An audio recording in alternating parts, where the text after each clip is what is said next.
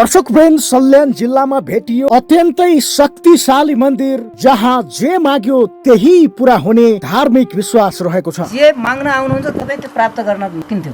छोरा नहुनेलाई छोरा दिन्छन्, छोरी नहुनेलाई छोरी दिन्छन्, जे माग्यो त्यो दिन्छन्, धन नहुनेलाई धन दिन्छन्, पूर्त नहुनेलाई पूर्त दिन्छन् भन्ने हाम्रो चाहिँ पुर्खादेखि नै अब हाम्रो विश्वास छ, अहिलेसम्म गरिराखेको छ। खरेली लागेको छ हामीलाई। अब जग्गामा जमिनमा चाहिँ छर्न चाहिँ हामीलाई पानी चाहियो भने तपाईँ साँझ मादल ट्याङ्की डङ्गारा ल्याएर आयो तपाईँको। अब त्यो ठाउँभरिमा चाहिँ हाम्रो पहिले नाच्ने गाउने ठाउँ थियो, त्यहाँ आयो रात तपाईँको आगो सागो बाल्यो, तपाईँ नाच्ने गाउने गर्दा गर्दै तपाईँको एकैछिन तपाईँको कोही ठाउँमा यहाँ बादल सादल केही नहुँदा यस्तो खरेलीमा पनि तुरुन्तै पानी खस्थ्यो यहाँ। तपाईले त्यो कुरा चाहिँ मैले स्वयं मैले भोगेको कुरा थियो।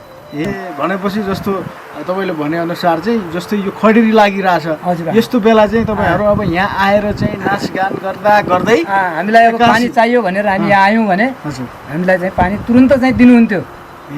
त्यो अब हामी आएर हामीलाई नै दिनुभएको हो, त्यो हामी यति विश्वास छ।